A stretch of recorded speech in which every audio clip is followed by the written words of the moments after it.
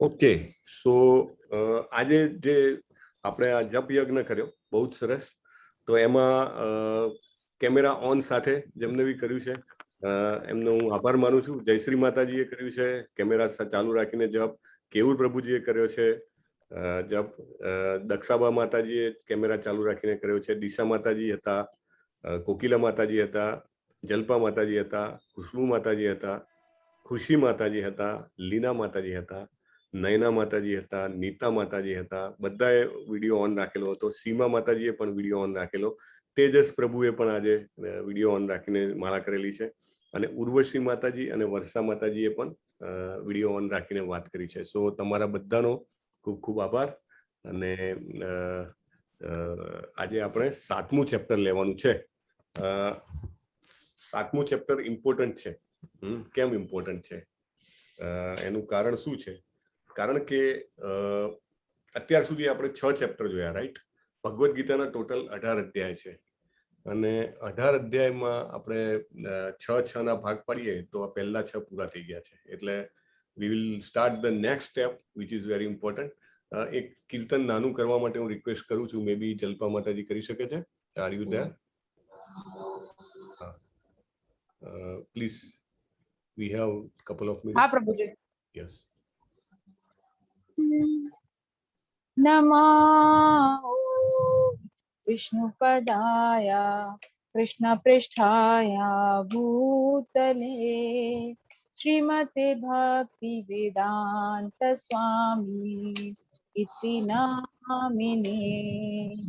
नमस्ते सरस्वती देवे गौरवाणी प्रचारिणे निर्विशेष शून्यवादी पाश्चात्य देशतारिणे. जय श्री कृष्ण चैतन्य प्रभु नित्यानंदा श्री अद्वैता गदाधरा श्रीवासादि गौर भक्तवृंदा. हरे कृष्णा कृष्णा कृष्णा हरे हरे, हरे रामा राम रामा हरे हरे. हरे कृष्णा कृष्णा कृष्णा हरे हरे, हरे रामा राम राम हरे हरे. हरे कृष्णा कृष्णा कृष्णा हरे हरे, हरे रामा राम राम हरे हरे. हरे कृष्णा कृष्णा कृष्णा हरे हरे, हरे रामा राम राम हरे हरे. हरे कृष्णा कृष्णा कृष्णा हरे हरे, हरे रामा राम राम हरे हरे. हरे कृष्णा कृष्णा कृष्णा हरे हरे, हरे रामा राम राम हरे हरे. हरे कृष्णा कृष्णा कृष्णा हरे हरे, हरे रामा राम राम हरे हरे. हरे कृष्णा कृष्णा कृष्णा हरे हरे, हरे रामा राम राम हरे हरे. हरे कृष्णा कृष्णा कृष्णा हरे हरे, हरे रामा राम राम हरे हरे. जय निताय गौरंग जय निताय गौरंग जय निताय गौरंग जय निताय गौरंग जय राधा कृष्ण चंद्र राधा कृष्ण चंद्र राधे जय राधा कृष्ण चंद्र राधा कृष्ण चंद्र राधे जय श्रीला प्रभुपाद प्रभुपाद प्रभुपाद जय Srila Prabhupada Hare Krishna Hare Krishna. Thank you. Hare Krishna. Hare Krishna. Yes, thank you. હવે આપણે ચાલુ કરીશું. Go to home. So સરસ, આજે કે ઘણા બધા લોકો જપમાં બી હતા અને કીર્તનમાં પણ. Now we are already 34, so now we will start. પ્રણામ મંત્ર કરીશું અને then we will start. Okay, મારી સ્ક્રીન દેખાય છે? हाँ Prabhuji. Okay, thank you.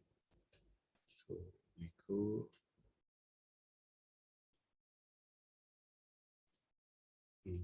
Just a moment.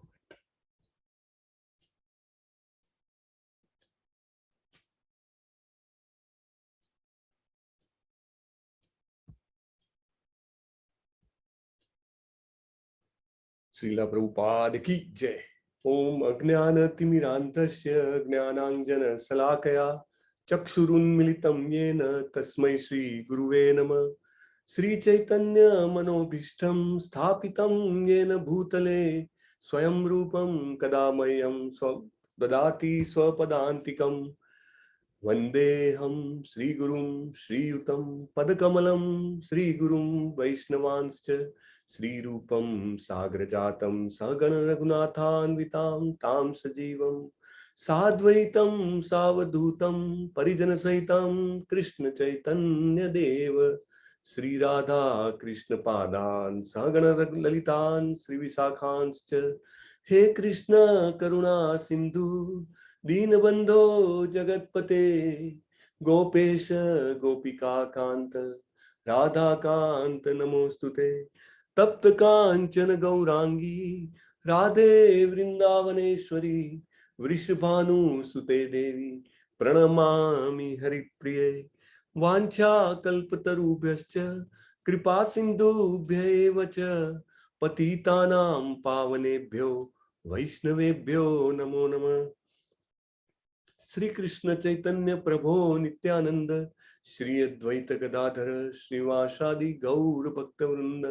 हरे कृष्ण कृष्ण कृष्ण हरे हरे हरे राम राम राम हरे हरे. श्रीला प्रभुपाद की जय. भगवद गीता की जय. Okay, nice.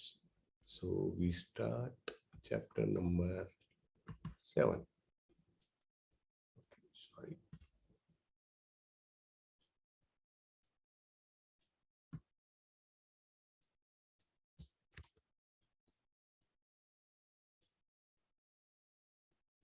ઓકે, સારાંશ અધ્યાય 6 ના ટાઇટલ વાળી સ્લાઇડ દેખાય છે? Yes Prabhu. Okay okay, thank you. हाँ प्रभुजी. ઓકે, તો આપ બધાનું વિશ્વના સૌથી મોટા ભગવદ ગીતા અભિયાનમાં સ્વાગત કરું છું. અને જેવી રીતે લાખો લોકો આમાંથી લાભાન્વિત થયા છે, almost we are touching 5 lakhs. તો આપણે બધા બી આ જ્ઞાન ગંગા છે ગીતાની, એમાં ડૂબકી લગાવી અને એનો ફાયદો ઉઠાવી લઈએ. અહીંયા ઇમ્પોર્ટન્ટ એટલા માટે છે કે શંકરાચાર્યજીનું જે આપણે મહાત્મા વાંચ્યું હતું એમાં બી લખ્યું હતું કે ગંગાજીમાં એકવાર સ્નાન કરવાથી લોકોને બધાને એમ લાગે છે કે આટલું બધું પુણ્ય મળે ને બધા પાપ નાશ પામે. વાત સાચી છે. અને આપણી પાસે તો ભગવદ ગીતા છે અને એમાં અંદર આપણે રોજે ડૂબકી લગાવીએ છીએ 1 કલાક માટે, તો એનું તો અનંત જેને કહેવાય કે ફળ છે. અને ઘણા પાપોમાંથી આપણને નિવારે, આપણી ચેતનાની શુદ્ધિ થાય અને મન પવિત્ર થવાના કારણે ભગવાનના ચરણ કમળમાં મન લાગી શકે એવી શક્યતાઓ વધતી જાય. રાઈટ? તો 6 અધ્યાય પૂરા કર્યા, ધેટ મીન્સ કે 33% of the course is completed. Total 18 અધ્યાયમાંથી 6 પૂરા કરવા. અને મને બહુ જ આનંદ છે કે તમે બધા જ ઉત્સાહ, નિશ્ચય અને ધૈર્યથી આવી ગયા છો. અને 1 કલાકની જે આહુતિ છે એ આમાં આપી રહ્યા છો. ઘણી બધી વસ્તુઓ આપણને એવી લાગે કે આ ફર્સ્ટ ટાઈમ જાણી અને ઘણી બધી વસ્તુઓમાં ખબર પણ ન પડે. મને ફૂલ્લી એગ્રી છે, કારણ કે આ અનુભવમાંથી હું પણ પસાર થયેલો છું. એટલે આપણને ઘણીવાર એવું લાગે કે ઉપરથી જાય છે, રાઈટ? બટ સ્ટીલ એક કમિટમેન્ટ હોય આપણને, લાઈક એક 20 અને કમિટમેન્ટનો જે ફેર આપણે ડિસ્કસ કર્યો હતો કે 20 છે કે મારે કંઈક કરવું છે, તો એમાં બહુ આગળ ના વધાય. પણ કમિટમેન્ટ હોય તો ભલે થોડુંક અઘરું લાગે પણ આપણે એમાં આગળ વધી શકીએ. અને હું ફૂલ્લી એગ્રી કરું છું, ઘણા બધા પોઈન્ટ આપણને ડિફિકલ્ટ લાગે, કારણ કે કોન્સેપ્ટ ફર્સ્ટ ટાઈમ આપણા ઉપર થ્રો કરવામાં આવે તો એને ડાયજેસ્ટ થતા વાર લાગે. ને આ તો ડિવાઇન ટ્રુથ છે, જેને કહેવાય ટ્રાન્સેન્ડેન્ટલ નોલેજ, દિવ્ય જ્ઞાન. એટલે જેટલી આપણી જપ વધતા જાય, જેટલા આપણી પવિત્રતા વધતી જાય, સત્સંગ જેવી રીતે આપણે કરીએ છીએ, જેમ વધતો જાય એમ એ જમીનમાં ઊંડું ઉતરે.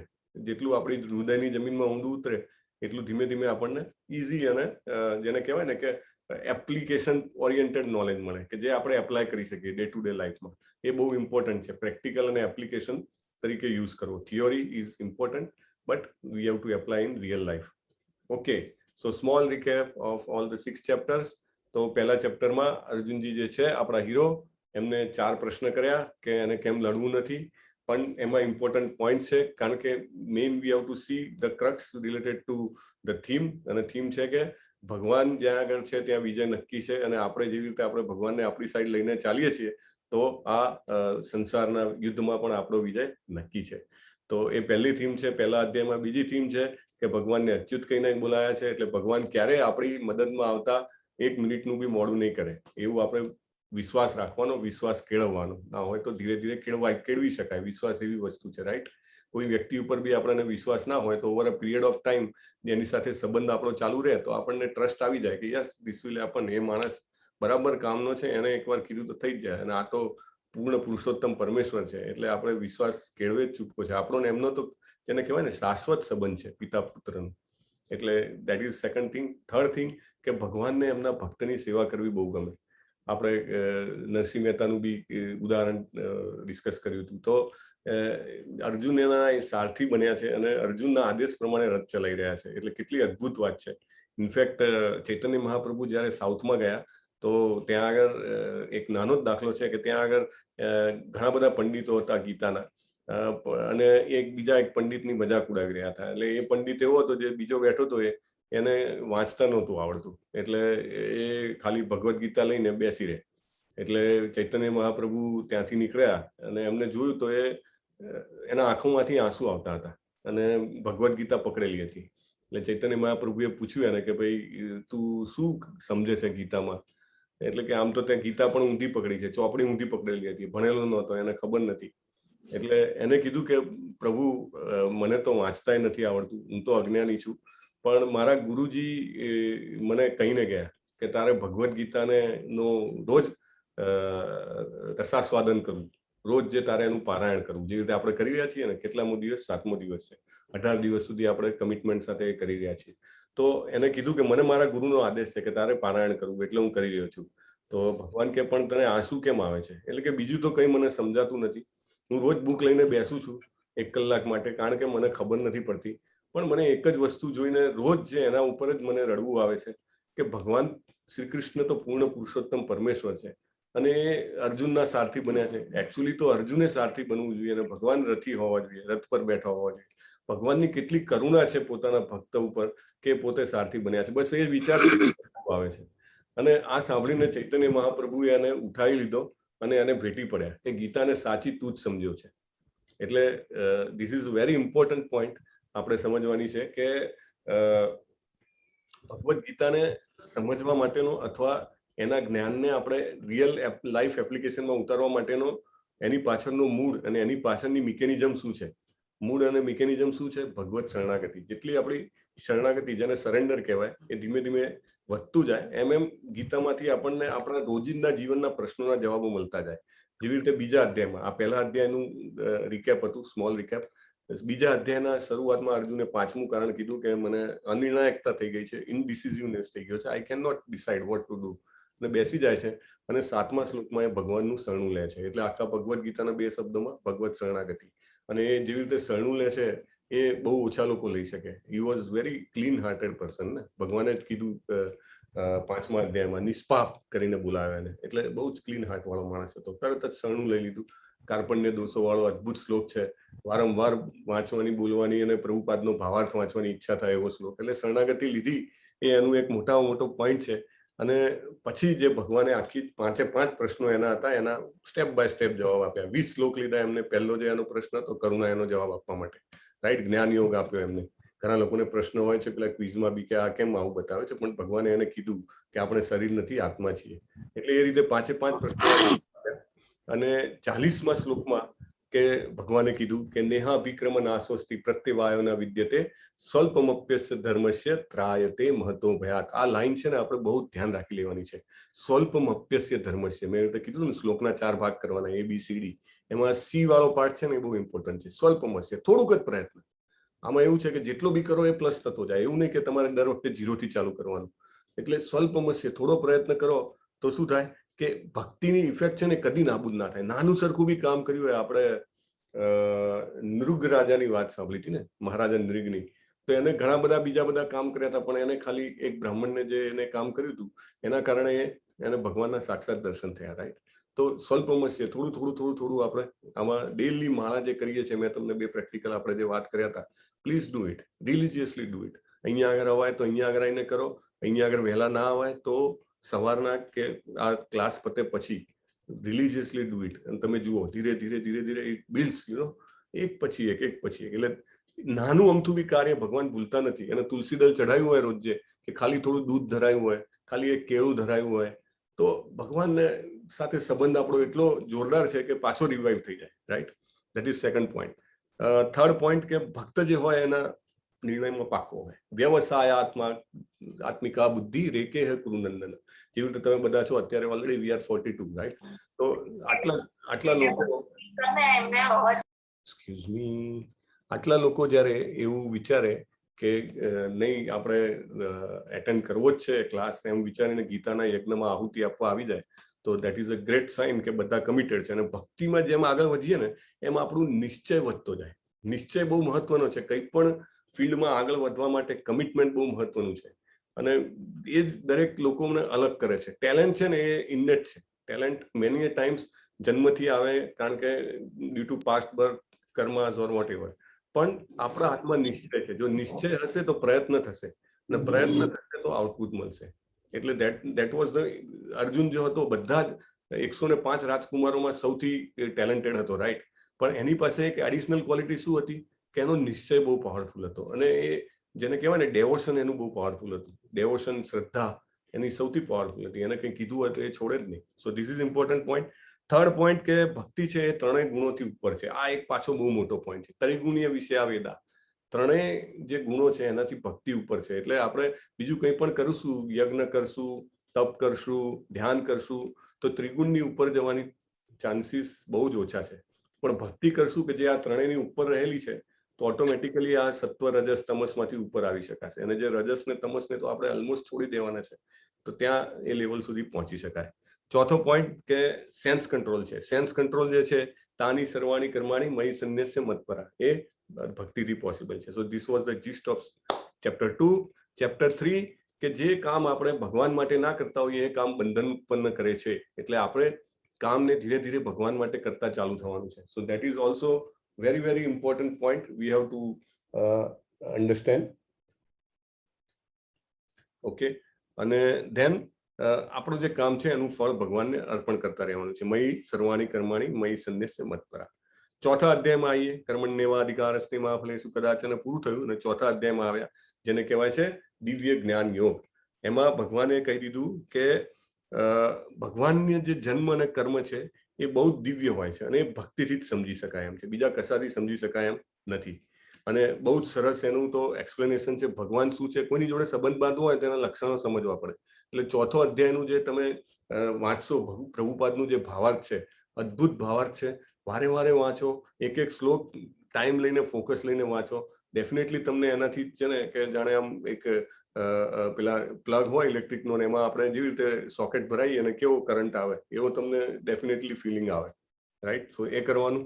5મા અધ્યાયમાં ભગવાને કીધું કે ભોક્તારમ યજ્ઞ તપસામ સર્વલોક મહેશ્વરમ.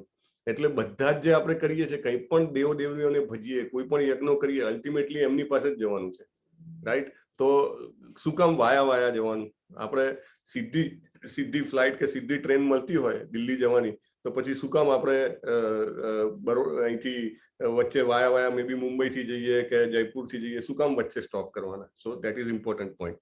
અને છઠ્ઠા યોગમાં ભગવાને કીધું, છેલ્લે કીધું, આખો અષ્ટાંગ યોગ સમજાવી દીધો, ત્યાં સુધી ભગવાને બધું જાત જાતનું કીધા કર્યું. અને ત્યાં છેલ્લે જે છેલ્લા 2 શ્લોક છે, sorry,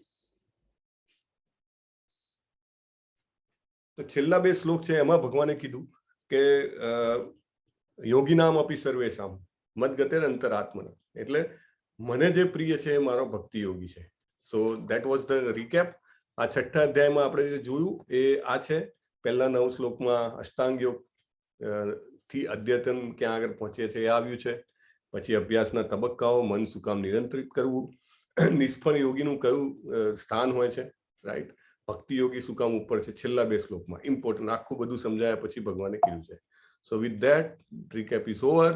We come to chapter number 7, જ્ઞાન વિજ્ઞાન યોગ, સંપૂર્ણ જ્ઞાન. ઓકે. શ્રી ભગવાન વાચ મય્યાસક્ત મના પાર્થ યોગમ યુજ્જન્મદાશ્રય અસંશયમ સમગ્રમ મામ યથા જાસ્યસી તત્સૃણુ. પૂર્ણ પુરુષોત્તમ પરમેશ્વર બોલ્યા, હે પૃથાપુત્ર, હવે સાંભળ કે તું કેવી રીતે મારી ભાવનાથી પૂર્ણ રહી અને મનને મારામાં અનુરક્ત કરીને યોગાભ્યાસ કરતો રહી સંપૂર્ણપણે સંદેહ રહિત થઈ જાણી શકીશ.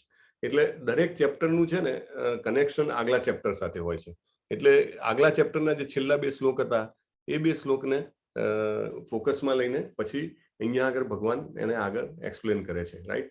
અને આપણે આ અધ્યાય તો જે મુમુક્ષુઓ છે એમને પાડ્યા છે. જે મહાભારત છે એમાં તો આખું બધું કન્ટિન્યુઅસ ડાયલોગ જ આવતા હોય. એટલે અહીંયા ભગવાન કહે છે મય્યાસક્ત, મારામાં આસક્ત રહીને, મન કેવી રીતે મારામાં મન આસક્ત કરીને પાર્થ યોગ યુજ્જન્મદાશ્રય, રાઈટ? અસંશયમ એટલે તમારે શંકાથી, ડાઉટથી રહિત થવું હોય અને તો મારી વાત સાંભળ. તત શૃણુ એટલે બહુ મહત્વની વસ્તુ છે. જો અહીંયા કાન બતાવ્યો છે, તો ભગવાનનું જે જ્ઞાન છે, જે ડિવાઇન નોલેજ છે ને, આ બહુ ઇમ્પોર્ટન્ટ પોઈન્ટ છે. Please listen it carefully. ભગવાનનું જે જ્ઞાન છે, ભગવાનની જે ભક્તિ છે, એ કાનથી હૃદયમાં આવે છે. બેસિક પોઈન્ટ આ તત્સુણુ શબ્દ જે છે એની ઉપર ફોકસ કરવાની અહીંયા આગળ જરૂર છે. માયા જે છે આંખથી પ્રવેશે છે. અર્જુનને જ્યારે 2 સેનાઓ વચ્ચે લઈ ગયા ત્યારે ભગવાન એને સ્પેસિફિકલી ભીષ્મ અને દ્રોણની સામે લઈ ગયા અને ત્યાંથી એને જોયું ને એને આખી માયા એનામાં પ્રવેશી, રાઈટ? અને ભગવદ્ ગીતા આપણે જે સાંભળી રહ્યા છે પ્રભુપાદની, એ આપણા કાન દ્વારા આપણા હૃદયમાં પહોંચે છે. એટલે ભક્તિ અને ભગવાનનો જે ભાવ છે એ ડેવલપ કરવા માટે સૌથી ઇમ્પોર્ટન્ટ સાંભળવું છે. અહીંયા ભગવાન બી અર્જુનને કહે છે સાંભળ. આપણે ઘણીવાર ઘરમાં છોકરાઓની સાથે બી વાત કરતા હોઈએ તો બી કે સાંભળ. ઓફિસમાં હોય તો કે પ્લીઝ લિસન. એટલે that is the main point. સુનનું બહુ મહત્વ છે, સાંભળવાનું. જેવી રીતે આપણે આ યજ્ઞ માટે અહીંયા ભેગા થયા છીએ, 40 મિનિટ આપણે સાંભળીશું. સાંભળવાનું બહુ મહત્વ છે. ભગવાન બી કહે છે તત શૃણુ માટે સાંભળ. પછી બીજો શ્લોક, જ્ઞાન તે હમ સવિજ્ઞાનમ ઇદમ વક્ષ્યામ્ય શેષત યજ જ્ઞાત્વા નેહ ભૂયોન્ય જિજ્ઞાતવ્યમ અવશિષ્યતે. હવે તને પૂર્ણ રૂપે ઇન્દ્રિય ગમ્ય તથા દિવ્ય એમ બંને જ્ઞાન કહીશ. આ જાણ્યા પછી તારે જાણવા યોગ્ય કશું બાકી રહેશે નહીં. બે ટાઈપના નોલેજ હું તને કહીશ. મતલબ આપણે material knowledge as well as spiritual knowledge. ભગવાન એવું કહે છે, મનુષ્યાણામ સહસ્ત્રેષુ કશ્ચિદ યતતિ સિદ્ધે યતતામપી સિદ્ધાનામ કશ્ચિન મા વેત્તિ તત્વત. આ ઘણા જ લોકોનો ફેવરિટ શ્લોક હોય છે. અને આપણે જેવી રીતે વાત કરી કે હજારોમાં એક હોય કે જેને એવી ઈચ્છા થાય કે મારે ભગવાનના વિશે જાણવું જોઈએ.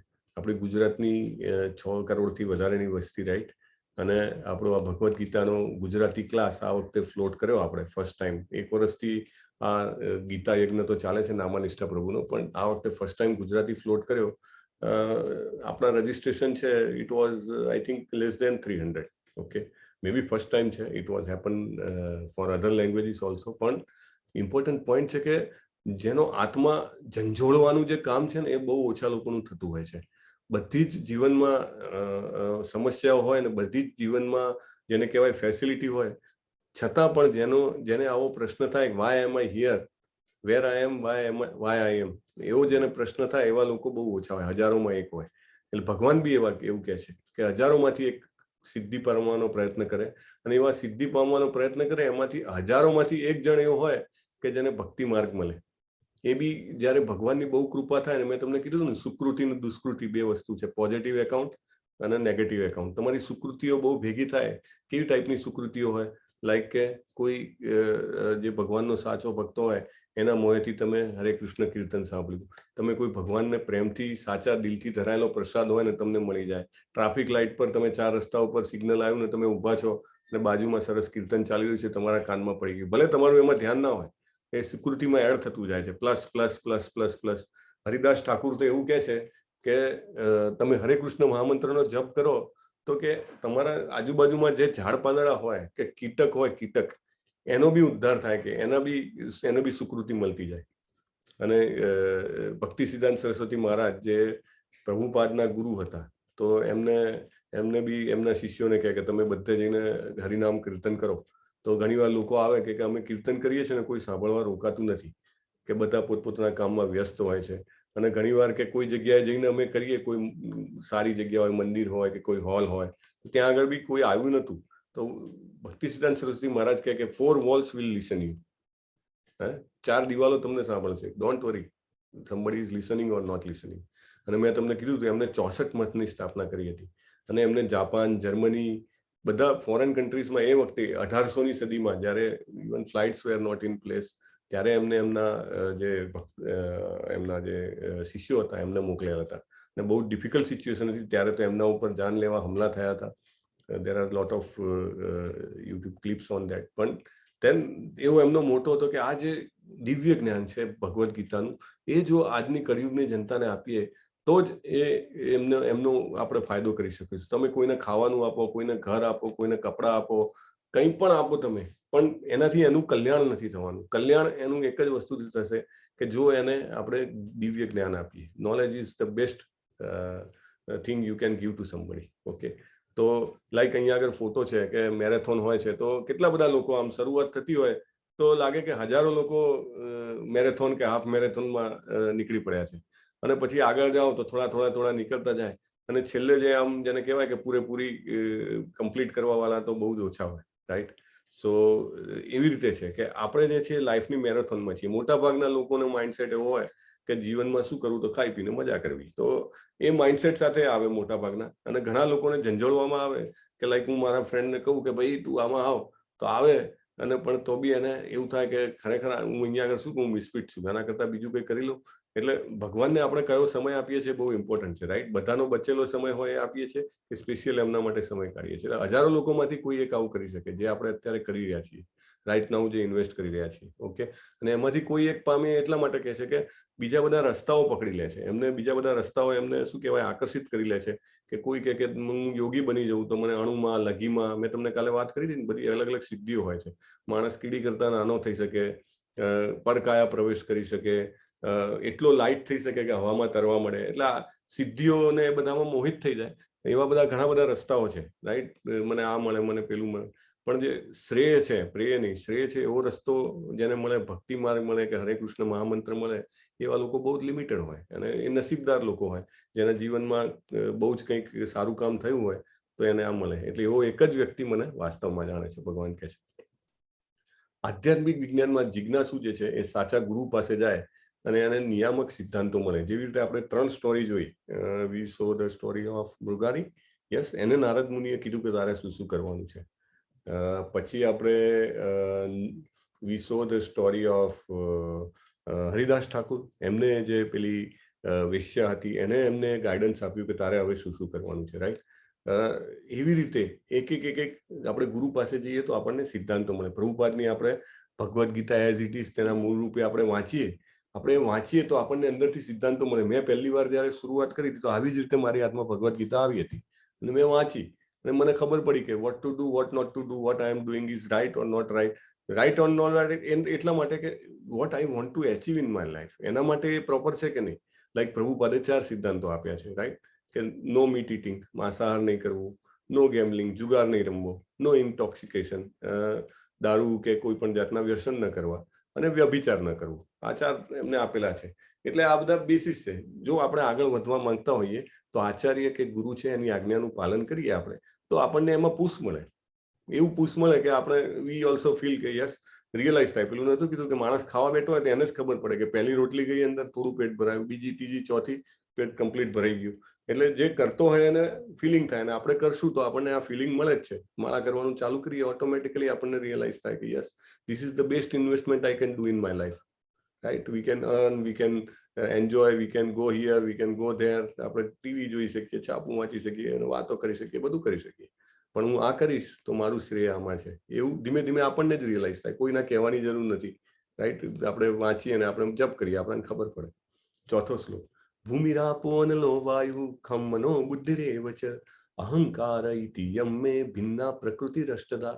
પૃથ્વી, જળ, અગ્નિ, વાયુ, આકાશ, મન, બુદ્ધિ તથા અહંકાર એ મારી વિભિન્ન ભૌતિક શક્તિઓ છે. એટલે ભગવાન કહે છે કે આ 8 જે શક્તિઓ છે, પૃથ્વી, જળ, અગ્નિ, વાયુ, આકાશ, જેનાથી આપણું શરીર બન્યું છે, પછી એનાથી સટલ છે એ આપણું મન છે. સટલ એટલે સૂક્ષ્મ. એનાથી સૂક્ષ્મ મન છે. મનથી પણ સૂક્ષ્મ બુદ્ધિ છે, અને બુદ્ધિથી પણ ઉપર આપણો અહંકાર છે, ઈગો જેને કહેવાય. એ રીતે 8 છે. અપરેયમિતસ્ત્વન્યામ પ્રકૃતિમ વિદ્ધિ મે પરામ જીવભૂતામ મહાબાહો યયેદ ધાર્યતે જગત. હે મહાબાહો અર્જુન, આ નિષ્કૃષ્ટ શક્તિ ઉપરાંત મારી એક અન્ય ચડિયાતી પરાશક્તિ પણ છે, કે જે જીવોની બનેલી છે, અને જે ભૌતિક પ્રકૃતિ સાથે સંઘર્ષ કર્યા કરે છે, અને તેના સંસાધનોનો ઉપયોગ કરે છે. એટલે આના સિવાય જે આપણે બધા જે જીવો છીએ એ ભગવાનની પરાશક્તિમાં આવીએ. અને એ આપણે શું કરીએ છીએ કે ભૌતિક શક્તિના જે સંસાધનો છે, આપણાને જે રિસોર્સિસ મળ્યા છે, આપણે એનો ઉપયોગ કરીએ છીએ. We are using that, nothing more than that. પણ આપણને ભગવાને પરાશક્તિમાં મૂક્યા છે. એતદ્યોનિની ભૂતાની સર્વાણી ઇત્યુપધારય અહમ કૃષ્ણસ્ય જગત પ્રભવ પ્રલયસ્તત. સર્વ સર્જાયેલા જીવોનો ઉદ્ભવ આ બંને શક્તિઓમાં રહેલો છે, અને આ જગતમાં જે કંઈ ભૌતિક અને આધ્યાત્મિક છે તે સર્વની ઉત્પત્તિ તથા વિનાશરૂપ મને જ જાણ. આટલું ક્લિયરલી કહે છે ભગવાન. We should take it by heart. આપણને જે પેલા ક્વોન્ટમ મિકેનિક્સ ને એ બધા સિદ્ધાંતો જે આવે એ આપણે વાંચીએ તો એ ખાલી ઇટ્સ અ વાદ ઓનલી. વાદ, ઇઝમ જેને કહેવાય ને, ડાર્વિન ઇઝમ એવું છે કે કેવી રીતે જીવ પેદા થયો તો કે અચાનક પેદા થઈ ગયો એમ. સમહાઉ કંઈક કેમિકલ્સનું કોમ્પોઝિશન થયું અને પૃથ્વી ઉપર જીવ અસ્તિત્વમાં આવી ગયો. ભગવાન પોતે કહે છે અહમ કૃષ્ણસ્ય જગત પ્રભવ પ્રલયસ્તથા. બધાનું જે કંઈ પણ દેખાય છે આપણને, દરેકની ઉત્પત્તિ અને એનો વિનાશ હું પોતે જ છું. આટલું ક્લિયરલી ભગવાન એનાઉન્સ કરે છે. આપણા માટે કરે છે. એમને કહેવાથી એમને કોઈ ફાયદો નથી. He doesn't need to advertise himself, right. It is for us. જેટલી વાર વાંચીએ અહમ કૃષ્ણસ્ય જગત, જેટલી વાર વાંચીએ એટલી વાર આપણને અંદર એક ઓર નીચે ખિલ્લી ઉપર જે પેલી આપણે હથોડી મારતા હોઈએ એમ ઠાક એક ઓર વાગવી જોઈએ. અને ક્યારેક એમ કરતા કરતા જે કહેવાય ને કે પેલા 100 ગ્લોસ સુધી કશું ના દેખાતું હોય, કે 100 હથોડા મારે તો કે કંઈ ના દેખાય, કશું થયું નથી. અને 101માં હથોડે પથ્થર હોય તૂટી જાય. કેમ? તો કે પહેલા 100 હથોડાથી ઓલરેડી અંદર ક્રેક ડેવલપ થતી હોય, એ દેખાય નહીં આપણને. આપણને એવું લાગે કે આ વાંચીને, આ સાંભળીને, કે આ જાણીને શું ફાયદો, પાછો ભૂલી જઈશું. આ કલાક પૂરો થયો ને પાછા આપણે આપણા કામમાં, અને કાલે પાછું શરૂઆતથી બીજું કામ. એવું નથી, કે અંદર તો ક્રેક ચાલુ જ રહી છે, રાઈટ. મેં બીઈપીનું એક ઉદાહરણ આપ્યું હતું, બ્રેક ઇવન પોઈન્ટ. આપણા બધાનો એક બ્રેક ઇવન પોઈન્ટ હોય. આઈફોન સેલિંગમાં લાઈક ઇનિશિયલી 1,50,000માં વેચાતો હોય, પછી એ બ્રેક ઇવન પોઈન્ટ પર આવી જાય એટલે એને 60 કે 70,000માં કરી દે. કેમ? તો કે એટલા યુનિટ વેચાયા એટલે ઇનિશિયલ રિસર્ચ કે જે બી ખર્ચો હોય એ બધો નીકળી ગયો. હવે બધો પ્રોફિટ જ ચાલતો હોય. એટલે આપણો એ જે બ્રેક ઇવન પોઈન્ટ છે એ at some point of time આવે. We need not to lose our hearts, કે મેં તો આટલું ઇન્વેસ્ટ કર્યું ને મારું કંઈ આઉટપુટ કેમ ના મળ્યું. પણ it tax some time, that's fine. દરેક કામમાં એ રીતનું જ હોય છે ને. આપણે ઘણા બધા કામમાં એવું, આપણે ઇવન બિઝનેસમાં બી એવું હોય કે if we achieve some status then we will receive the payment, right. એવું નહીં કે ચાલુ કરીએ એટલે ડેલી પેમેન્ટ આવવાનું ચાલુ થઈ જાય. તો that is how this spiritual world is. એટલે આપણે આ વાંચવાનું કે ભગવાન જ બધાની ઉત્પત્તિના વિનાશના કારણ છે, એ આપણે સમજવાનું, ઇન્ટરનલાઇઝ કરવાનું. અને ઇન્ટરનલાઇઝ કરવાથી આપણી પવિત્રતા વધતી જાય, આપણું કનેક્શન વધતું જાય. જ્યારે આપણે ભગવાનને કંઈ ધરાઈએ તો વિચારીએ મને બનાવવા વાળો જ બી આ છે, શરીરને વિનાશ કરનારા બી એ જ છે, right. That's how we should do. Okay, so we go to next. 7.7 શ્લોક નંબર 7મો. હે ધનંજય, મારાથી શ્રેષ્ઠ એવું કોઈ સત્ય નથી, તત્વ નથી. જેવી રીતે મોતી દોરામાં ગૂંથાયેલા રહે છે તેવી રીતે સર્વ કંઈ મારા આધારે રહે છે. ભગવાન દાખલો આપે છે, ઉદાહરણ આપીને કહે છે આપણને કે બધું મારા આધારે રહેલું છે. Everything holds on me. મત્ત પરંતરમ નાન્યત કિંચિદસ્તિ ધનંજય મયી સર્વમ ઇદમ પ્રોતમ સૂત્રે મણિગણા ઇવ. દોરામાં જેવી રીતે મોતી પરોવ્યા હોય એમ બધું મારા આધારે. હવે લોકો એવું કે આજે સૂર્ય છે એ ફરી રહ્યો છે એની ધરી ઉપર, એઝ વેલ એઝ ચક્ર પણ લગાવી રહ્યો છે. સૂર્યની આજુબાજુ ધરતી પણ ફરી રહી છે, એ બી પાછી પોતાની ધરી ઉપર બી ફરે છે, સૂર્યની આસપાસ પણ ફરે છે. આટલા બધા ગ્રહો છે, જ્યાં સુધી આપણી નજર પહોંચે છે અને જ્યાં સુધી વિજ્ઞાન આગળ વધી શક્યું છે ત્યાં સુધીની વાત છે. તો કે એ બધું કેવી રીતે? તો કે એકબીજાના આકર્ષણથી ને એમથી ટકી રહ્યું છે. ભાગવતમ વાંચીએ આપણે, બહુ ક્લિયરલી ખબર પડે. એવું નથી, આપણે કીધું ને 14 લોક છે, ઉપર નીચે બધે આપણા લોક રહેલા છે, 7 લોક છે. અને everything is hold on lord. Lord himself is holding. ભગવાન કહે છે બધું મારા ઉપર આધારે ટકી રહ્યું છે, નહીં તો પૃથ્વી પડી ના જાય નીચે. કેમ નથી પડી જતી? નીચે છે, નીચે આખું વર્ણન છે ભાગવતમમાં. તો એ બધું જ હોલ્ડ થઈ રહ્યું છે, એના કારણે થઈ રહ્યું છે. અને ગુરુત્વાકર્ષણના નિયમની વિરુદ્ધમાં બી ઝાડ નીકળે છે જમીનમાંથી. અને ઘણા ઝાડ તો જેવી રીતે આપણે બાંબુ ટ્રીની વાત થઈ હતી, 200-300 ફૂટ ઊંચા બાંબુ ટ્રી જાય છે, રાઈટ? કેવી રીતે જાય છે? એ કયો એને ફોર્સ મળે છે? સો દરેક વસ્તુ એમના ઉપર ટકેલી છે. ઓકે, ઇમ્પોર્ટન્ટ પોઈન્ટ છે. 8મો શ્લોક. આ બધા શ્લોક આ વખતે લીધા છે આ અધ્યાયમાં, કારણ કે બધા શ્લોકથી આપણને ભગવાન પોતે પોતાનું વર્ણન કરે છે. ઇવન 7મા અધ્યાયથી 12મા અધ્યાય વચ્ચેના એક શ્લોક છે એ આપણને ભગવાન પોતાની તરફ ખેંચી રહ્યા છે કે કમ ટુ મી, વિચાર, હું બધાનો વિનાશ કરું છું અને બધાને જનરેટ કરું છું. તું વિચાર કે બધું જ મારા આધારે ટકેલું છે. બધા કહી રહ્યા છીએ તો આપણે એક્સેપ્ટ કરવું જોઈએ. રસો અહમ અપસુ કૌંતેય પ્રભાસ્મિ શશિ સૂર્યયો પ્રણવ સર્વ વેદેશુ શબ્દ ખેપોરુ સંદુષુ.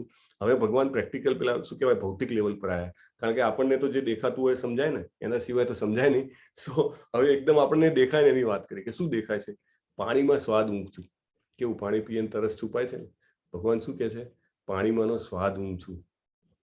પ્રભાસ્મિ, શશિ અને સૂર્ય એટલે સૂર્ય અને ચંદ્રનો પ્રકાશ હું છું, રાઈટ? પછી પ્રણવ, વૈદિક મંત્રોમાં ઓમકાર હું છું. શબ્દ ખે પૌરુષમ નૃષુ એટલે આકાશમાં શબ્દ અને મનુષ્યોની અંદરનું જે શક્તિ છે, સામર્થ્ય છે, એ હું છું. હવે આટલું ભગવાન સામે આવીને કહેતા હોય, બાજુમાં એમનો તમે ફોટો જુઓ, આપણને જાણે હમણાં જ કહી રહ્યા હોય એવું આપણને લાગવું જોઈએ.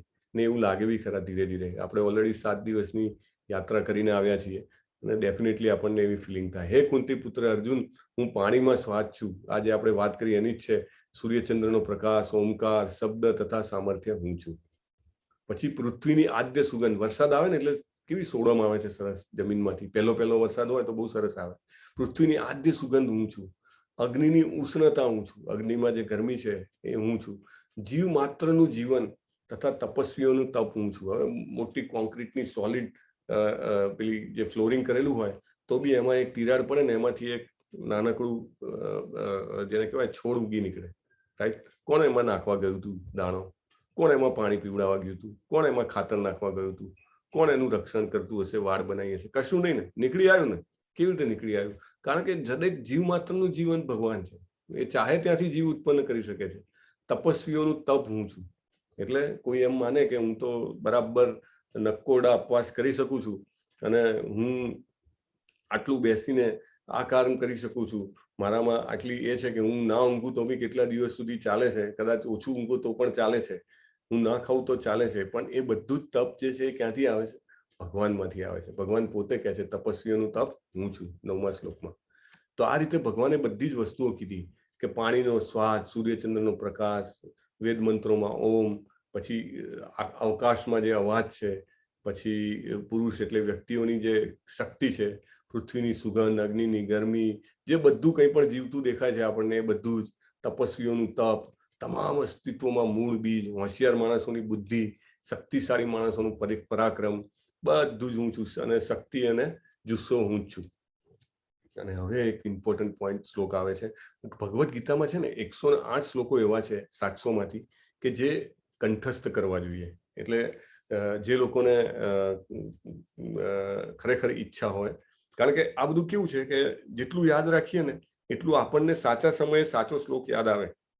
મને એક ભાઈ કહેતા હતા, એ તો બહુ જ એમની તો મેમરી બહુ જોરદાર છે, ભક્ત છે ભગવાનના, કે એમનો પગ ભાગી ગયો ને તો એ ગયા અને ફોટો પડાયો હાર્ડવેજ પાસે, અને સોરી જે હાડકાના ડોક્ટર હોય એની પાસે, અને ફોટો જોઈને ડોક્ટર કહે કે તમારે અંદર ઓછામાં ઓછી 5 ક્રેક મોટી મોટી પડેલી છે, અને આટલી ક્રેક વાળો માણસ હોય ને તો કે હું એવું નેચરલી એવું ધારું કે અહીંયા આગળ આવે ને તો કે એની આંખો ના ખુલી હોય, મોંમાંથી અવાજ ના નીકળતો હોય, બેભાન જેવો થઈ ગયો હોય.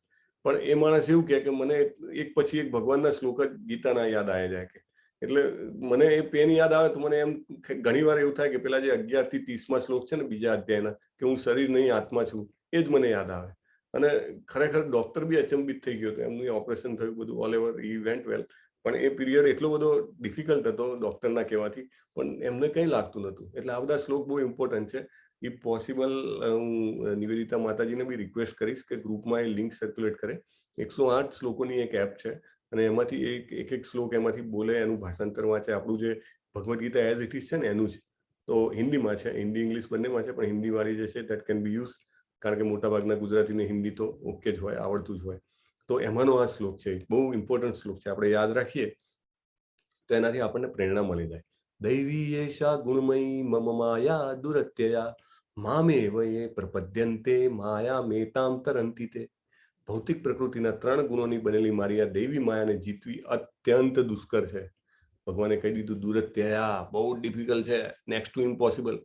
પરંતુ જેવો મને શરણાગત થઈ જાય છે તેઓ તેને સરળતાથી પાર કરી જાય છે. મામેવ યે પ્રપદ્યન્તે, મામેવ, ભગવાન જ્યાં જ્યાં મમ કહે છે, મામેવ કહે છે, એ બધા જે શ્લોક છે ને એ બધા શ્લોક આપણને એવું લાગવું જોઈએ કે આ સામે જ બેઠા છે ને બોલ્યા કરે છે ભગવાન. એટલે આ મામેવ, મારા શરણમાં જે આવે એ સરળતાથી પાર કરી જાય. કાલે આપણે હરિદાસ ઠાકુરનો જે ઘટના હતી એ સાંભળી, કેવી અદ્ભુત ઘટના હતી. 3 રાત્રિ સુધી જે વેશ્યા હતી એમની પાસે આવી અને રાત્રિમાં ત્યાં બેસી રહી, પણ એમનું જપ ચાલુ જ રહે, અને ઉલટું જે વેશ્યા હતી એ ભગવાનની મોટામાં મોટી ભક્ત બની ગઈ, હરિદાસ ઠાકુરની જેમ રોજના 3 લાખ જપ કરવા માંડી. રાઈટ?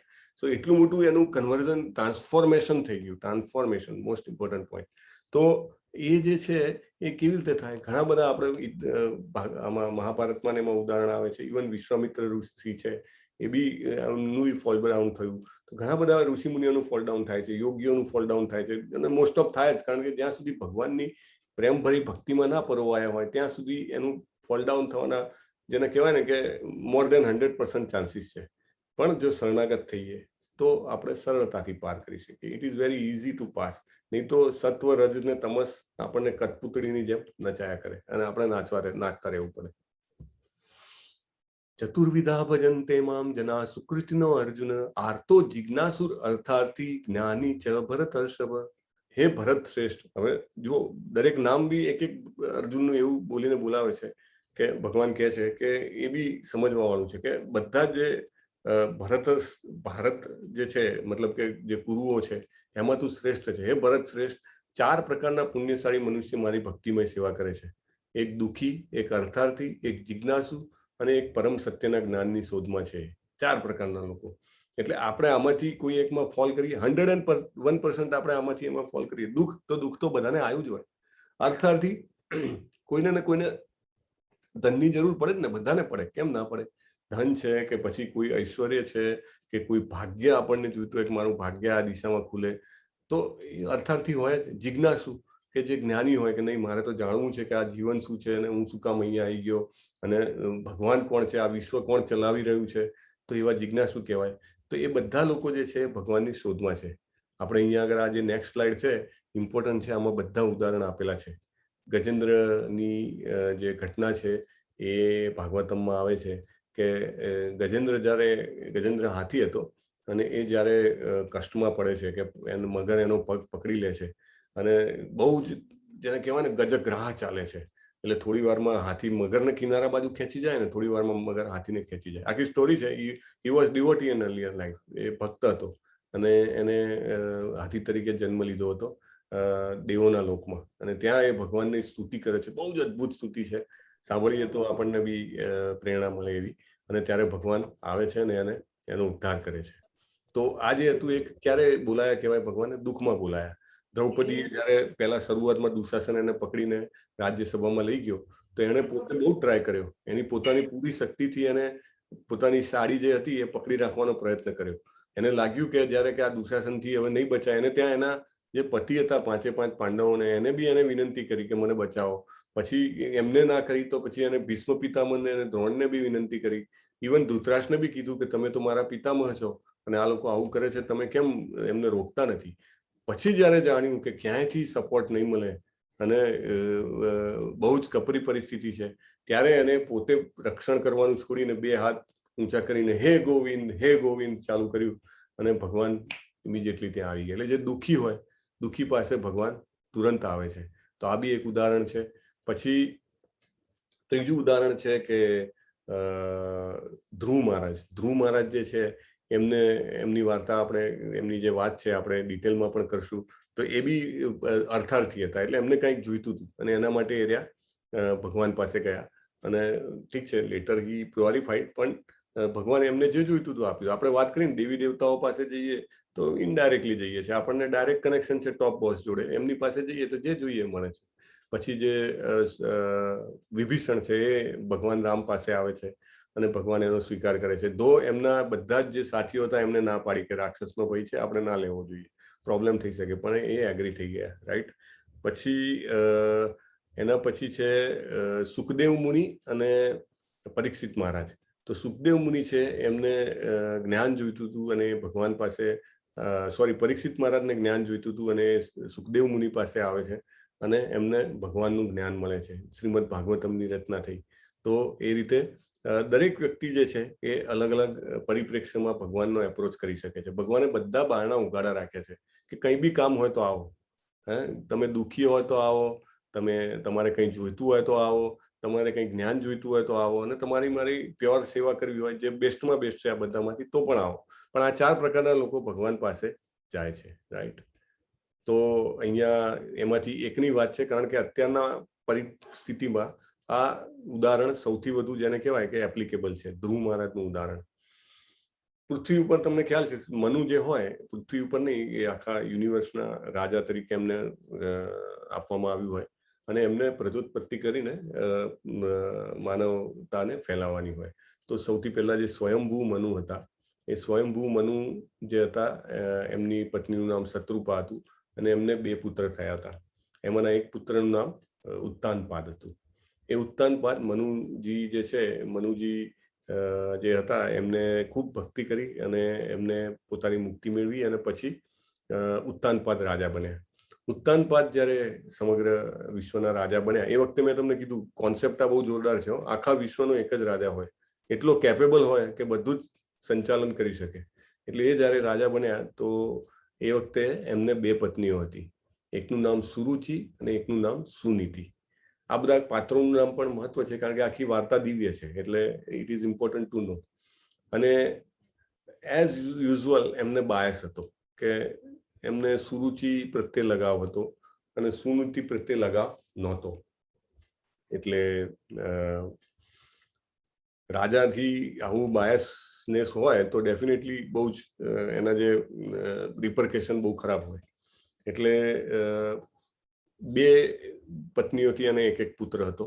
એટલે એમાંથી જે સુનીતિ, જે એમને લગાવ નહોતો, એનાથી એમને પ્રહલાદ મહારાજનો નામનો પુત્ર થયો. પ્રહલાદજી એમના પુત્ર હતા. તો એઝ યુઝ્યુઅલ ઘરમાં 2 બાળકો હોય ને તો તમને ખ્યાલ છે કોમ્પિટિશન ચાલુ હોય. એક જણ જે રમકડું લે, બીજાને એ જ રમકડું જોઈતું હોય. અને તમે ઘરમાં કંઈ વસ્તુ લાવો ને તો એ વિચારીને લાવો કે ભાઈ કંઈ ચોકલેટ લાવો, કંઈ ખાવાનું લાવો તો 2ને પહોંચી રહે એ રીતનું લાવે કે જેથી કરીને કોમ્પિટિશન ના થાય, અને સરખું જ લાવે. કારણ કે એક જણ જે કરે ને એ બીજાને કરવું હોય. એક જણ આમ દોડતો જઈને માના ખોળામાં બેસી જાય ને સાડી પકડી લે તો બીજાને બી એવું થાય કે અરે માં તો આની એકલાની થઈ ગઈ, એટલે એ દોડતો જઈને એ બી માના ખોળામાં બેસી જાય. એટલે આ તમને જોવામાં આવ્યું હશે કે 2 હોય એટલે હંમેશા એક કોમ્પિટિશન ચાલતી હોય. તો આ રીતે આ 2 જે હતા, પ્રહલાદ મહારાજ અને જે સુરુચિનો પુત્ર હતો, એ બંનેને એવું ચાલ્યા કરે. એટલે ઘણીવાર નોટિસમાં આવે બધાના કે આ કંઈ ચાલી રહ્યું છે, પણ નાના છોકરાઓ હોય એટલે જનરલી કોઈ કંઈ બોલે નહીં. એક દિવસ હદ થઈ ગઈ. આ રીતે ઉત્તાનપાદ જે છે દેખાય છે એ સિંહાસન પર બેઠેલા હતા અને એમને બાજુમાંથી જે સુરુચિનો પુત્ર હતો એને લઈને ખોળામાં બેસાડ્યો અને એના માથા ઉપર હાથ ફેરવતા હતા, એની પીઠ થાબડતા હતા અને બાજુમાં સુરુચિ ઊભી હતી. અને પ્રહલાદ મહારાજ રમતા રમતા આવી ચડ્યા.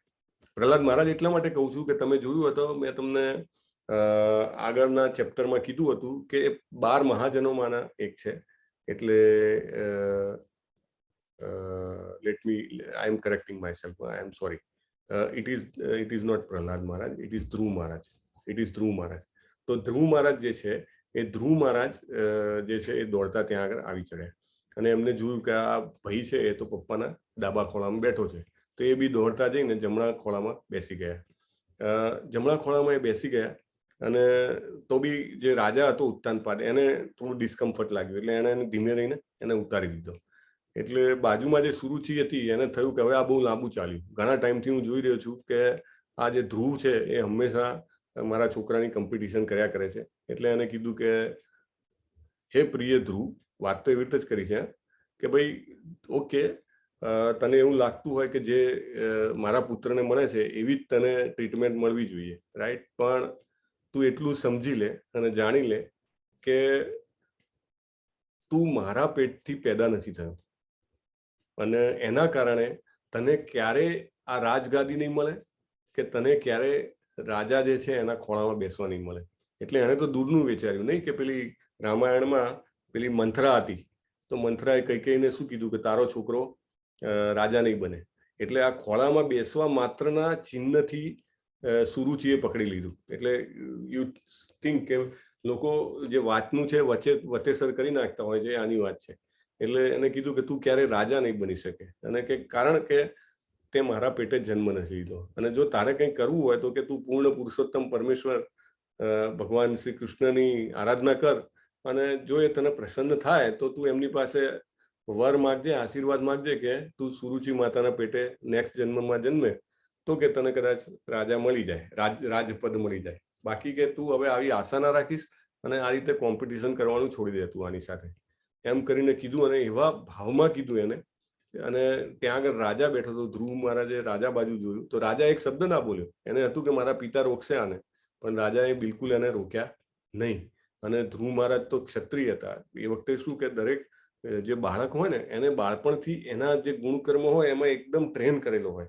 અને એટલે બાળક હોય પણ જો એ બ્રાહ્મણ હોય તો એટલા જ એને શ્લોકો આવડતા હોય, એટલી જ એની પવિત્રતા હોય, એટલું જ સવારના ઉઠીને વહેલા ઉઠીને જપ તપ કરતો હોય અને એ બધા જ જેને કહેવાય ને સંતોષ ને એ બધાનું પાલન કરતો હોય. તો આ તો ધ્રુવ મહારાજ ક્ષત્રિય હતા અને ક્ષત્રિય હોવાના કારણે એમના શરીરમાં જેને કહેવાય કે એકદમ ક્રોધ પ્રગટી ઉઠ્યો.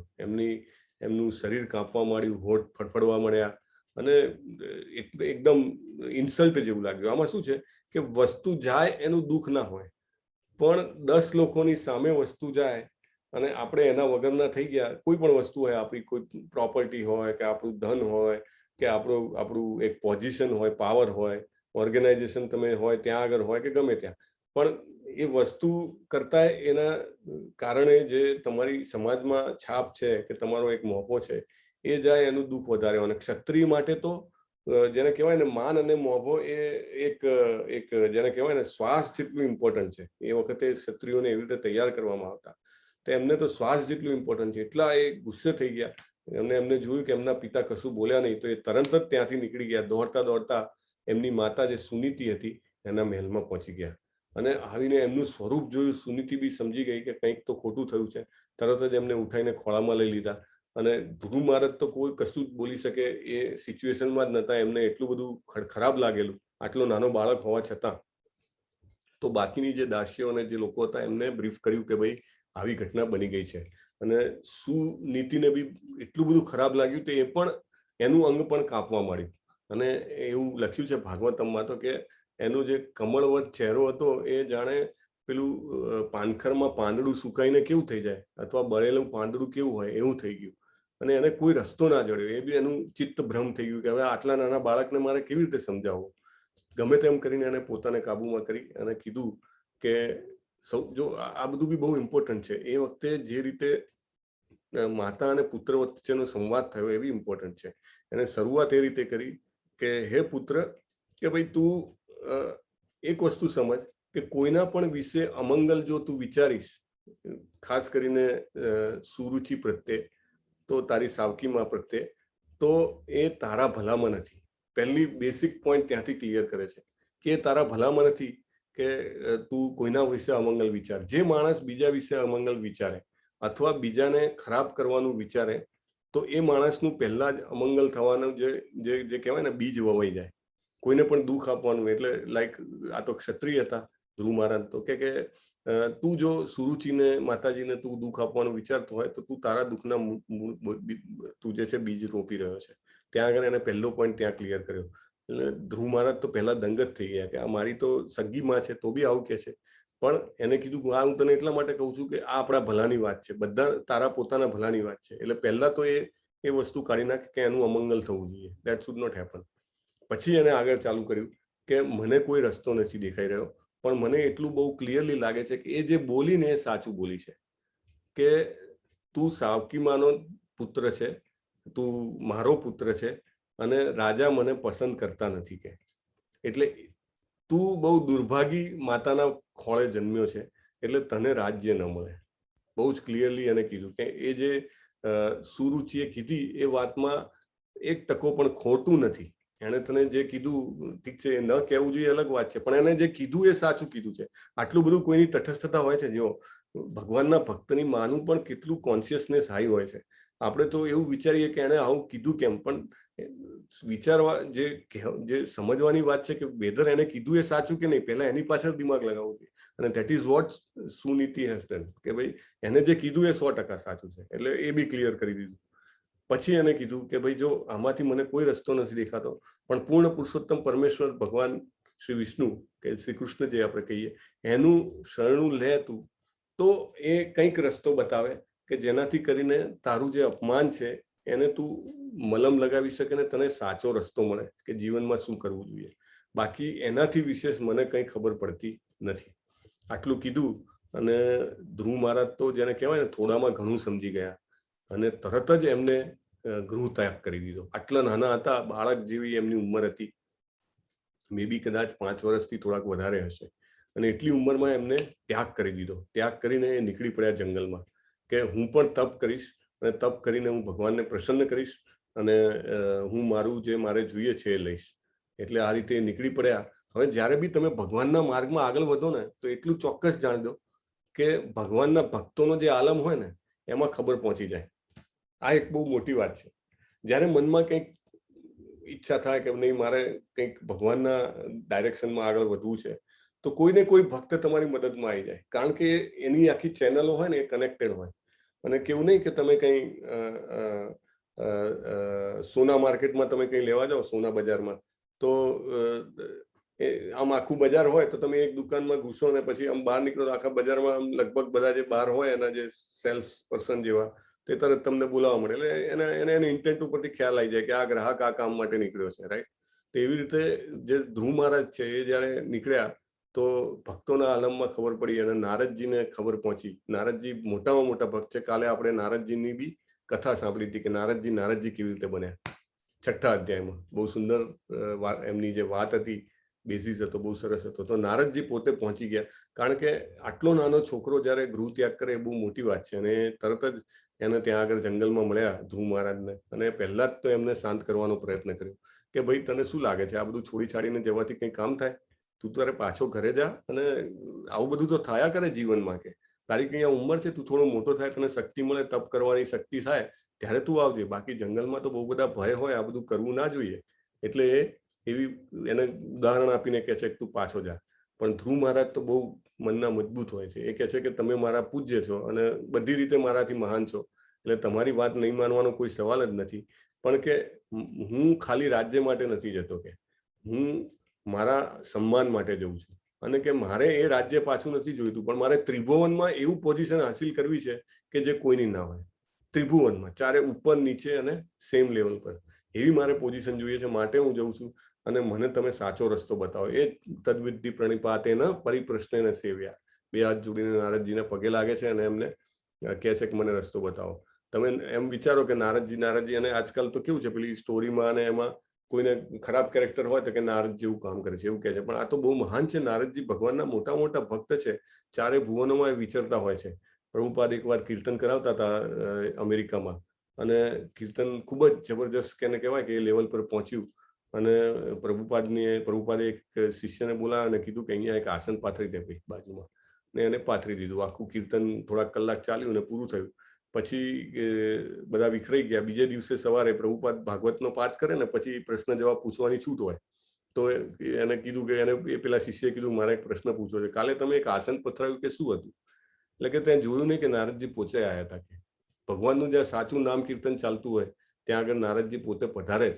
એટલે અને એમને તો within a moment he can be there. એટલે અહીંયા કહેવાનો મતલબ એ છે, ધ્રુવ મહારાજના એમાં આવ્યા, એને આશીર્વાદ આપ્યા, અને ધ્રુવ મહારાજે અખંડ તપ કર્યું. બહુ જ સરસ એની વાર્તા છે, અને ભગવાન પ્રસન્ન થયા. અને સૌથી મોટું ટર્ન અરાઉન્ડ ક્યાં છે કે એવું નથી કે ભગવાને એમને જોઈતું હોય એ નથી આપ્યું. ભગવાન તો કે તારે જે જોઈએ છે, તારે રાજ્ય જોઈએ છે, તારે પોઝિશન જોઈએ છે, ત્રિભુવનમાં બેસતો એ હું આપું. તો એને કીધું કે ભગવાન તમારે ભક્તિથી મારું મન એટલું બધું પવિત્ર થઈ ગયું છે ને હવે મને કોઈ લાલસા નથી, બોલો. અને ભગવાને એને એવી પોઝિશન આપી કે જે આખા જેને કહેવાય ને બ્રહ્માંડની ધરી છે એવી પોઝિશન ઉપર અત્યારે ધ્રુવ મહારાજ બિરાજેલા છે. Due to positive of time we will not go in that much detail, પણ આખું ધ્રુવલોક છે એ એનું પોઝિશન ને એ બધું જ અહીંયા એક્સપ્લેન કરેલું છે. તેષામ જ્ઞાની નિત્યયુક્ત એક ભક્તિ વિશિષ્યતે પ્રિયો હિ જ્ઞાનીનો અત્યર્થમ અહમ સચ મમ પ્રિય. આમાંનો જે પૂર્ણ જ્ઞાની છે અને શુદ્ધ ભક્તિમાં તલ્લીન રહે છે તે સર્વશ્રેષ્ઠ છે, કારણ કે હું તેને અત્યંત પ્રિય છું અને તે મને અત્યંત પ્રિય છે. હવે આ જેને કહેવાય ને ડિયરિંગ ફોર્મ્યુલા ભગવાને આપી દીધી કે ભગવાનને પ્રિય કેવી રીતે થવાનું. તો આપણે ભગવાનને જેટલા પ્રિય કરશું ને આપણા મનમાં, ભગવાન આપણને એમના મનમાં એટલા જ પ્રિય કરશે. So action and reaction balance each other, એની આ ફોર્મ્યુલા છે. એટલે આપણે જેવી રીતે સવારના ઉઠીને યાદ કરીએ કે ચલો ભાઈ હવે મંગળા આરતી કરવાની છે, પછી ભગવાનને શૃંગાર કરશું, પછી ભગવાનને ભોજન કરાવશું, તો એમ જેમ જેટલા સ્ટેપ પર આપણે કનેક્ટ થતા જઈએ એટલું આપણું બોન્ડિંગ એમના પ્રત્યે વધતું જાય. અને એમનું બોન્ડિંગ, એમનું તો જેને કહેવાય સુપર પાવરફુલ છે, પણ આપણને વિઝિબિલિટી વધતી જાય કે yes it is so powerful.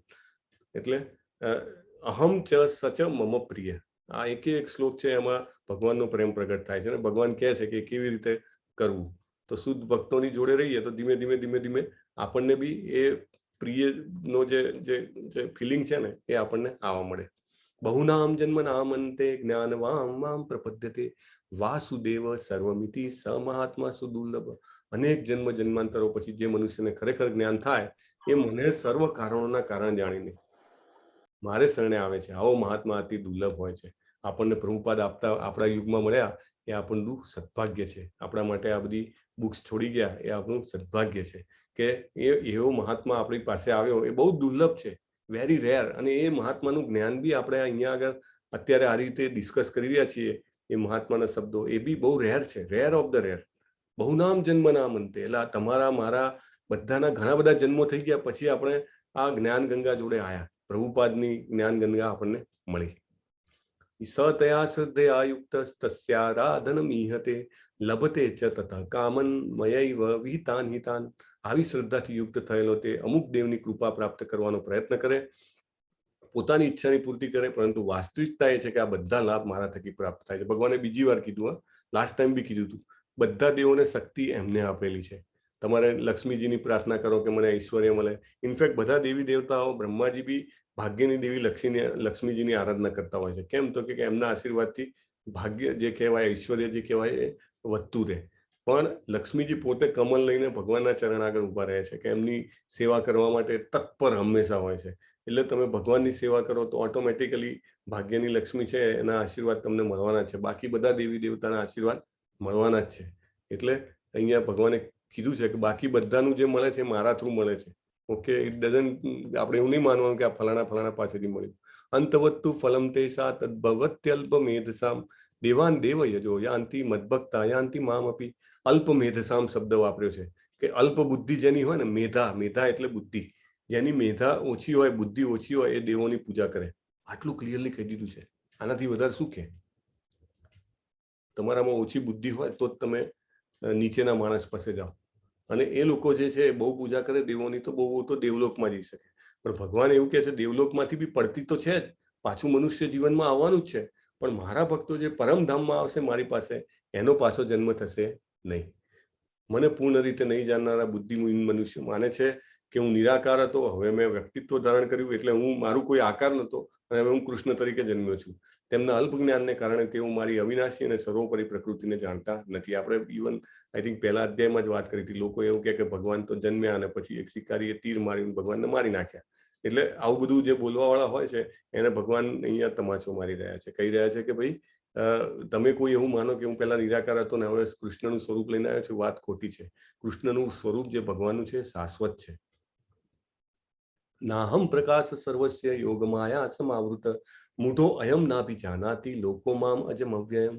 મૂર્ખ તથા અલ્પ બુદ્ધિ વાળા, જો કેવું બહુ ક્લિયર કહે છે, એમની સમક્ષ હું કદી પોતાને પ્રગટ કરતો નથી. એટલે પોઈન્ટ અહીંયા આગળ એ છે કે મે બી આપણે કદાચ 5 થી 7 મિનિટ એક્સ્ટ્રા લઈશું, not more than that. Point અહીંયા આગળ એ છે કે જો કોઈ એવું કહે કે ભગવાન જેવું કંઈ હોતું નથી તો સમજવું કે એ માણસ કેવો છે, મૂર્ખ અને અલ્પ બુદ્ધિ વાળો છે. આપણે એને કહેવાનું નથી પણ સમજવાનું છે. જ્યાં સુધી આપણે બી એવું સ્વીકારીએ નહીં ત્યાં સુધી આપણી પણ અલ્પ બુદ્ધિ કહેવાય કે હું મારી અંતરંગી શક્તિ દ્વારા આવૃત રહું છું અને હું અજન્મા અને અવિનાશી છું. એટલે મારો કદી જન્મ નથી થતો ને મારું મૃત્યુ નથી થતું એવું કોઈ સમજતા નથી. વેદાહમ સમતીતાની વર્તમાની ચ અર્જુન ભવિષ્યાણી ચ ભૂતાની મામ તુ વેદન કશ્ચન. હું જે કંઈ ભૂત ભવિષ્ય ને વર્તમાનમાં થવાનું છે, થયેલું છે, બધું જ હું જાણું છું. આપણે નૃગરાજાની વાતમાં વાત કરી હતી. ભગવાન નૃગરાજાને પૂછે છે કે તારી હાલત કેવી રીતે આવી છે, ત્યારે આપણે વાત કરી હતી કે ભગવાનને બધી ખબર છે પણ તમારા મારા માટે ભગવાન એને પ્રશ્ન પૂછે છે. એટલે હું બધું જાણું છું પણ જીવો મને જાણતા નથી. તો અધ્યાય 7 જે છે એ આ રીતે આપણે કૃષ્ણના જ્ઞાનની ભવ્યતા, પછી શક્તિઓનું જ્ઞાન, શરણાગતિ સ્વીકારવાનું મહત્વ, દેવતાઓની પૂજા અને જેને કહેવાય કે ઇમ્પર્સનલિસ્ટ અને ભ્રમણાથી ભક્તિ સુધી એ આપણે જોયું.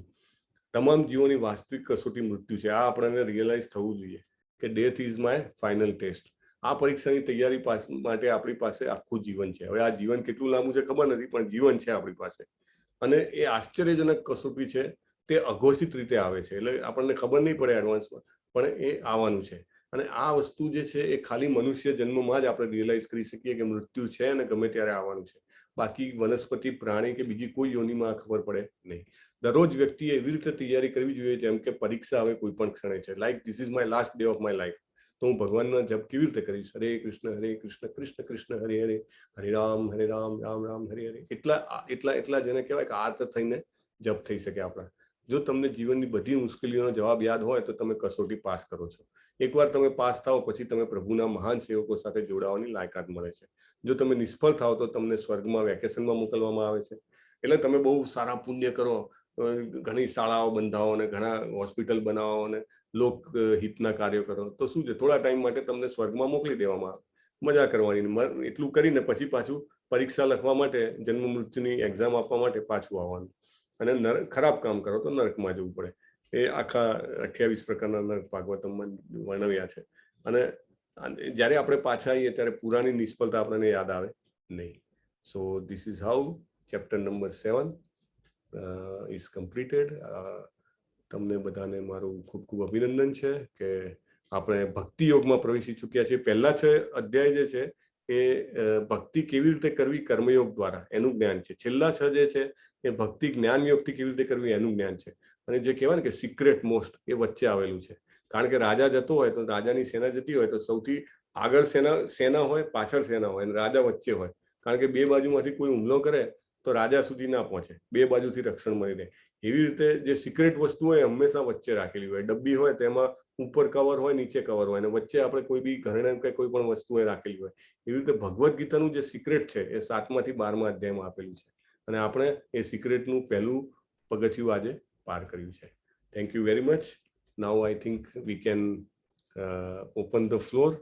અને બિફોર ધેટ આઈ થિંક આજે સીમા માતાજીનું નેટ ચાલુ છે તો she can also take one bhajan, no problem. Yes, Hare Krishna. હરે કૃષ્ણ પ્રભુજી. હરે કૃષ્ણ. હા માતાજી, તમે આજે ભજન કરવાના છો? હા, ચાલુ કરો. ચાલો કરીએ. Leena, are you there? હા, yes even I am there.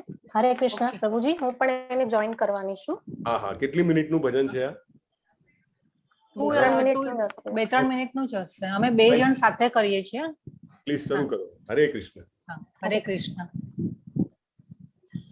Gita वाचूं तो प्रभु कैसे यो मद भक्त समय प्रिय जीवन बदलूं तो प्रभु कहशे यो मद भक्त समे प्रिय गीता वाचूं तो प्रभु कहशे यो मद भक्त समे प्रिय मन बुद्धि ने प्रभु માં જોડી ઇન્દ્રિય સંયમ રાખું કર્મરત હંમેશ રહીને સૌનો હિત વિચારું શ્રદ્ધા